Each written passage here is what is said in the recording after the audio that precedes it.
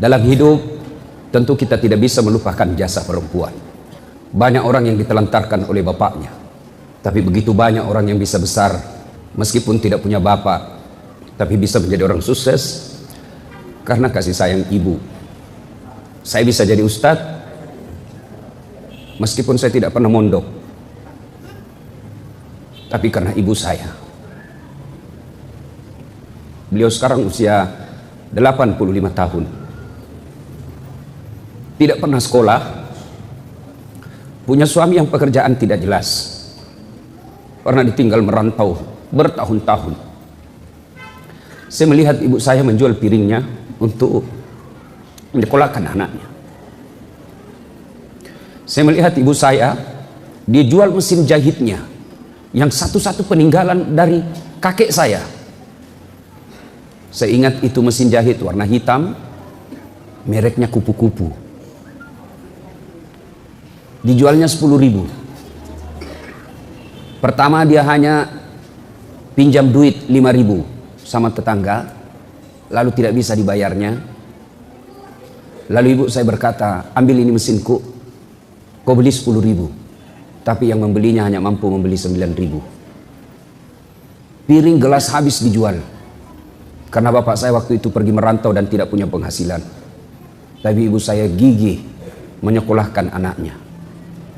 Alhamdulillah, dari ibu yang tidak punya sekolah itu saya tahu adab, saya tahu tata krama. Saya ingat sekali ketika ibu saya selalu menyuruh saya, nak, kau pergi pinjam gula di sebelah. Kalau ada tamunya, tidak ada gula pasir, pinjam di sebelah. Kau duduk dulu, jangan kau bicara sambil berdiri. Duduk kok, tudak kok kalau orang Bugis bilang. Ajak bunga bicara tetong, duduk kamu, jangan kau berbicara sambil berdiri. Tidak adab itu. Begitu dipeliharanya adab untuk anak. Saya pernah dikasih lombok merah yang besar, ditumbuk, dikasih di mulut saya karena saya didapat berbicara kotor. Begitu peliharanya adab. Padahal ibu saya tidak ada sekolah, tidak pernah ikut majelis taklim, tidak pakai jilbab besar zaman itu, tapi alhamdulillah kami anak-anaknya punya adab. Dan inilah puncak dari semua ilmu, adab. Tidak ada gunanya tinggi fikih, tasawuf, tadarus, kau tidak punya adab, tidak ada gunanya itu semua. Dan alhamdulillah ibu saya mampu menanamkan itu. Tentu kita heran, kenapa ibu-ibu sekarang tinggi sekolahnya, fasilitas di rumah lengkap, suaminya punya gaji bulanan, sopirnya pun ada, mau ke pasar juga diantar, 2 anaknya kok tidak bisa dididik. Ini tentu menjadi koreksi buat kita semua. Kok ibu-ibu bisa begini sekarang? Zaman dulu masa aja susah, tapi berhasil menjadi anaknya menjadi Buya Hamka, menjadi anaknya seperti pendiri pesantren ini. Lalu kenapa kita sekarang yang mapan, ekonomi bagus, rumah baik, ber-AC, kendaraan baik, pekerjaan tiap bulan dapat gaji, anak kita cuma 2 kok berantakan? Ini tentu koreksi buat kita semua.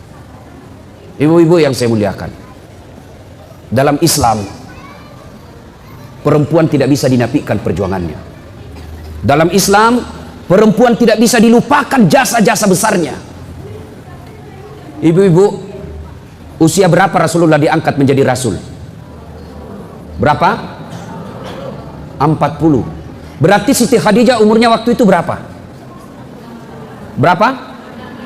65 tahun. Saat itu Rasulullah pulang dari Gua Hira. Lalu Rasulullah berkata, wahai istriku, selimuti saya kedinginan. Ibu-ibu, kira-kira kalau suaminya menghilang 3 hari tidak ada kabar, lalu pulang kedinginan, bu, selimuti saya. Kira-kira apa jawaban ibu? Apa jawaban ibu? Selimuti saya. Apa kira-kira ibu langsung ambil selimut? Tidak, diinterogasinya suaminya. Dari mana kau? Dari mana kau tiba-tiba kedinginan? Mana handphonemu? Maka semestinya istri yang baik tidak banyak bertanya ketika datang suaminya, dari mana kamu? Tapi dia akan berkata, sami'na wa ata'na, saya dengar dan saya taati. Istri yang baik, pulang suaminya mau cari nafkah atau dapat nafkah, maka dia akan bertanya, bang, apa yang kau butuhkan sebelum kau tidur? Itu dong. Cuma ini sekarang perempuan kan banyak dirusak otaknya dengan emansipasi. Akhirnya tinggi sekolahnya, tidak bahagia dalam rumah tangga. Maka istri yang baik seperti Khadijah, tidak banyak tanya ketika perintah suami. Maka jangan heran perempuan dulu setelah menikah tidak banyak pertanyaannya, betul-betul dia nafkahkan hidupnya untuk anak dan suaminya, sehingga perempuan dulu insya Allah gampang masuk surga. Kenapa dia gampang masuk surga? Betul-betul diabdikan untuk rumah tangga. Coba lihat perempuan sekarang, gelar bertumpuk, pekerjaan banyak, tapi anaknya tidak bisa dididik. Iya toh? Masih usia 3 tahun, kasih apa? Guru. Dia kasih gurunya. Apa sih sekolah itu yang kecil-kecil? PAUD. Saya punya anak, saya tidak kasih sekolah, tidak usah PAUD. Kau itu tugasmu sebagai istri. Masa kau kasih orang lain untuk didik anakmu? Tidak usah PAUD. Nanti 7 tahun, kita dulu juga 7 tahun baru sekolah belajar A, B, C, 1 tambah 1, 2. Usia 7 tahun itu. Sekarang anak-anak masih 2 tahun sudah diambil gurunya. Kapan sama ibunya? Maka jangan heran anakmu tinggi sekolah banyak duitnya, tapi tidak punya sopan santun sama orang tuanya. Subhanallah. Ya, ibu kenal Khadijah? Tahu Khadijah, ibu? Tahu Khadijah? Itu Khadijah, ibu. Ini karena ibu-ibu yang banyak, maka nasihat buat ibu-ibu. Tahu Khadijah? Khadijah, ibu. Itu Khadijah sebelum menikah dengan Rasulullah, dia adalah orang yang paling kaya di Mekah. Paling kaya di Mekah waktu itu. Kekayaannya 2/3 barang-barang mewah di Mekah miliknya Khadijah. 2/3 barang mewah di Mekah miliknya Khadijah. Subhanallah. Tapi ketika setelah menikah dengan Rasulullah, beliau miskin. Dan ingat, ketika Rasulullah Khadijah sakaratil maut, itu baju yang dipakai, bu, baju yang dipakai Khadijah 8 kali tambal. Tahu tambal, ibu? Hah? Koyak, robek, dikasih kain. Iya toh? Tapi hebatnya di bajunya Khadijah, tambalan ke-8-nya tidak lagi pakai kain. Pakai apa? Pelepah daun kurma. Kenapa? Sudah habis kainnya Nabi. Terbayangkan miskinnya? Ada di sini ibu-ibu, 8 kali tambal bajunya. Bukan, yang ada adalah 8 kali beli baju 1 bulan. Ya, ya. Khadijah ketika sakaratil maut, dia panggil anaknya Fatimah. Fatimah, Sal, anakku sini dulu. Kenapa, bunda? Ini sebentar lagi saya akan menghadap kepada Allah. Tolong mintakan serbannya bapakmu. Serban, tahu serban, ibu? Mintakan serbannya bapakmu yang selalu dia pakai menerima wahyu. Minta, saya mau pakai untuk kain kafan. Mudah-mudahan serbannya bapakmu itu, yang tak lain serbannya Rasulullah, saya jadikan kafan sehingga saya terhindar dari azab kubur. Lalu anaknya berkata, bunda aja yang minta sama bapakku. Apa kata Khadijah? Oh ibu, dengar ini, bu. Apa kata Khadijah? Saya malu minta sama bapakmu. Masya Allah. Habis hartanya untuk bantu dakwanya Nabi, minta serban malu sama suaminya. Masih adakah istri sekarang yang malu minta sama suaminya? Nah ibu malu minta sama suami? Jangankan minta, dicuri. Sudah disembunyi, tidak dikasih, masih dicari. Sampai-sampai ada bapak-bapak yang pelit betul. Ini bapak yang tidak beres juga. Pelit, dia dapat honor, dia ikat-ikatlah itu honor duitnya. Ya, ini bukan hak istri saya, bukan gaji bulanan, ini honor tambahan. Diambil itu duitnya, dibungkus kantong plastik kresek, lalu diikat karet. Dia mau sembunyi di bantal.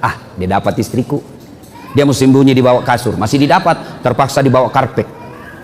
Begitu istrinya bersihkan kamar, didapat itu bungkusan. Ini kan ibu-ibu sekarang pandai cari duit. Dia teriaklah, Pak, duit apa ini? Yang mana? Yang dibungkus plastik warna hitam. Duit apa? Duit sial. Maksudnya apa? Setengah mati kau sembunyi, kau dapat pula. Lalu Khadijah berkata, saya malu minta sama bapakmu.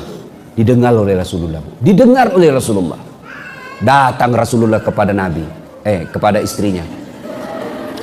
Wahai Ummul Mukminin, Karena Rasulullah itu tidak pernah memanggil nama istrinya. Ini pelajaran buat bapak-bapak nih. Jangan pernah manggil nama istri. Khadijah itu dipanggil oleh Nabi, ya Ummul Mukminin, ibunya orang Islam. Aisyah beliau panggil ya Khumairah, yang kemerah-merahan pipinya, karena memang Siti Aisyah merah delima pipinya. Maka bapak-bapak mulai besok tahun baru Hijriah ini panggil istrinya dengan panggilan kasih sayang. Misalnya istri mancung hidungnya, panggillah istrimu, wahai istriku yang termancung hidungnya di palang panjang. Nggak mancung hidungnya Ustaz, giginya kau lihat. Justru giginya yang mancung, lehernya kau lihat. Lehernya pun jelek, alisnya kau lihat. Mana yang bagus? Jangan terlalu jujur. Mentang-mentang istrinya gendut, dut.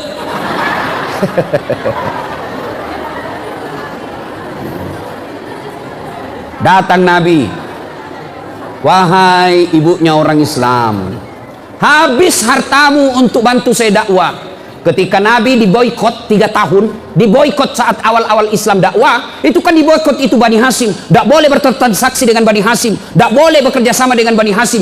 Puluhan orang Islam yang wafat waktu itu. Habis hartanya untuk Khadijah untuk bantu umat Islam pada saat itu. Nabi berkata, habis hartamu untuk bantu saya. Hanya ini keserban yang kau minta. Ya Rasulullah, sebentar lagi ajal menjemput. Saya minta mudah-mudahan engkau mau memberiku kain serban. Menetes air matanya Nabi terharu. Tiba-tiba muncul Jibril. Lalu Jibril berkata kepada Nabi, karena Jibril tidak bisa bicara kepada Khadijah, Jibril hanya boleh berbicara kepada Nabi dan Rasul. Ya Muhammad, sampaikan kepada Khadijah ada salam dari Allah Subhanahu wa Ta'ala. Masya Allah, Khadijah, Allah titip salam kepadanya. Apa tidak bangga ibu? Saya saja pernah dapat ucapan selamat hari raya dari Pak JK Yusuf Kalla. Bu, bangga saya bu. Kepada yang terhormat Dasat Latif, Wakil Presiden Republik Indonesia, dengan ini mengucapkan selamat hari raya Idul Fitri. Mohon maaf lahir dan batin. Taqabbalallahu minna wa minkum, taqabbal ya karim. Salam hormat Muhammad Yusuf Kalla, Wakil Presiden Republik Indonesia. Itu ucapan selamatnya bu, saya bawa pulang kampung. Saya kasih lihat semua sepupuku di kampung. Kau lihat ini, sepupumu. Coba, itu baru kartu lebaran kita sudah bangga. Wakil presiden, padahal wakil presiden ada habis jabatannya. Bagaimana kalau Allah yang titip salam? Dan itu Allah titip salam kepada Khadijah. Lalu Jibril pun berkata lagi, ya Muhammad, sampaikan kepada Khadijah ada salam dari Allah, dan Allah telah menyediakan Khadijah istana dalam surga. Masya Allah, sudah surga, istana lagi. Sudah dalam surga, sudah kenikmatan, tambah lagi istana. Istananya, kata Jibril, sampaikan kepada Khadijah, Allah sediakan istana dalam surga yang terbuat dari mutiara. Ibu tahu mutiara? Tahu mutiara? Kenapa tidak dikatakan terbuat dari jamrud, terbuat dari berlian, terbuat dari emas? Kenapa terbuat dari mutiara? Karena ternyata Khadijah punya sifat seperti mutiara. Apa sifat mutiara ibu? Mutiara hidup di dasar laut. Ada masuk pasir, ada masuk kerikil-kerikil dalam perutnya. Dia tutup cangkangnya. Bayangkan, perut mutiara itu kan daging yang lembut. Tutup cangkangnya, masuk pasir, masuk kerikil, pasti sakit kan? Tapi ditutup cangkangnya, mutiara tidak pernah berteriak. Yang pasir kerikil dia oles sendiri, dia hadapi sendiri dalam cangkangnya. Setelah beberapa saat kemudian dibuka cangkangnya, apa yang keluar? Mutiara. Apa sifat Khadijah? Masalah dalam hidupnya, masalah dalam rumah tangganya tidak pernah diekspos keluar, tidak pernah mengeluh kepada manusia. Khadijah hanya mengeluh kepada Allah. Ibu-ibu zaman sekarang ngeluhnya bukan di sajadah, ngeluhnya bukan doa, ngeluhnya di mana? Di Facebook. Ngeluhnya di mana? Di WhatsApp. Ngeluhnya di mana? Medsos. Bertengkar suaminya update status, tidak kusangka kau begitu. Pergi suaminya 3 hari tidak ada kabar, update status lagi, di mana di kau? Update status lagi, kesepian banget. Apa dilarang perempuan ngeluh? Tidak. Apa dilarang perempuan berkeluh kesah? Tidak. Tapi jangan berkeluh kesah kepada manusia, berkeluh kesahlah kepada Allah. Bu, suami pergi cari nafkah, hasil tidak sesuai keinginan. Anak mau sekolah, ibu tidak usah ngeduh di Facebook. Andai ku tahu penghasilanmu seperti ini, tidaklah aku menerima lamaranmu. Apalagi tidak menerima, kau sudah punya anak 2. Tapi dia mengeluh kepada Allah. Ya Allah, Engkau yang mengatur rezeki suamiku. Kami membutuhkan tambahan penghasilan. Engkau yang maha kaya. Jika rezeki suamiku masih di atas langit, turunkan. Jika masih dalam tanah, munculkan. Jika masih jauh, dekatkan. Jika masih sedikit, cukupkan. Yang lebih penting dari itu, ya Allah, berkahkan penghasilan suamiku. Amin ya rabbal alamin. Sudah itu dia WhatsApp suaminya, dia SMS suaminya, bang, jangan galau mencari nafkah. Jika rezekimu memang sudah itu, maka jangankan diambil orang, tertukar saja tidak. Rezeki takkan kemana. Jangan galau dan menghalalkan segala cara. Baru aja aku doakan dalam sholat duhaku, semoga Allah merahmati penghasilanmu. Salam sayang selalu dari istrimu di rumah. Nyaman. Ini anak-anak nih lagi jatuh cinta ya. Ada nama Hayati di sini? Ada? Ibu-ibu, kalau saya cerita kalau orang Padang, saya selalu ingat itu film karya Buya Hamka, Tenggelamnya Kapal. Siapa nama laki-lakinya? Siapa nama ceweknya? Hayati. Aku akan bawa cintaku sampai mati. Inilah laki-laki kalau lagi jatuh cinta. Aku akan mengikutimu. Kemana kau pergi aku ikut. Kau ke gunung aku akan mengikutimu. Gunung kan kudaki, lautan ku seberangi, masjid kau lewati. Dek, cewek. Halo akhwat. Jangan kau percaya kalau cowok lagi jatuh cinta. Jangan. Bohong itu. Satu-satunya makhluk yang tidak boleh kau percaya laki-laki ketika dia jatuh cinta. Bohong itu. Semua enak-enak dia bilang. Dia bawakanlah kau coklat, dia bawakanlah kau bunga. Malam sebelum tidur, adindaku sayang, gimana kabarmu di sana? Aku menunggumu di sini kesepian. Pret.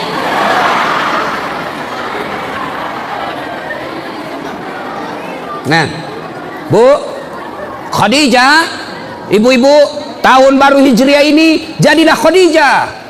Apa Khadijah? Patuh dan taat sama suami, lalu tidak pernah mengeluh kecuali hanya kepada Allah. Kepada tetangga tidak boleh, kepada saudara pun tidak boleh. Untuk apa kau cerita aib-aib rumah tanggamu kepada orang lain? Kenapa? Pasti dia cerita. Kalau ibu curhat sama tetangga, suami saya kok gitu ya, saya tidak sangka dulu waktu belum dinikahinya aku santun. Hati-hati sayang, ada batu di depanmu. Sekarang setelah ada anak, ku tahan tuh kakiku, dibilang, di mana kau simpan matamu? Sekarang tidak usah curhat sama tetangga. Dengar tetanggamu curhat, apa kata tetangga? Kasihan benar ibu, kok bisa ya suamimu begitu? Tapi dalam hatinya, rasai loh. Tidak usah. Ibu cerita ke orang lain, pasti dia cerita juga. Masa dia cerita saya Ustaz? Saya masih sepupu satu kali itu, masih sepupu saya. Masa dia cerita? Siapa Abu Lahab? Abu Sofyan. Abu Sofyan itu sepupunya Nabi. Masa dia cerita saya Ustaz? Itu masih paman saya. Siapa Abu Lahab? Pamannya Nabi. Masa dia cerita saya Ustaz? Itu masih saudara kandung sama saya. Siapa yang dorong Nabi Yusuf masuk ke sumur? Saudaranya. Jadi tidak usah kau cerita aibmu, tidak usah kau cerita penderitaan rumah tanggamu. Kan ini orang bule selalu bilang, berceritalah, berkisahlah, karena ketika kau bercerita bebanmu akan berkurang. Siapa bilang? Lebih baik cerita kepada Allah. Ngadu ibu, sholat tahajud, sholat duha, sholat hajat. Kalau Allah yang kabulkan doa ibu, kecil memperbaiki rumah tangga.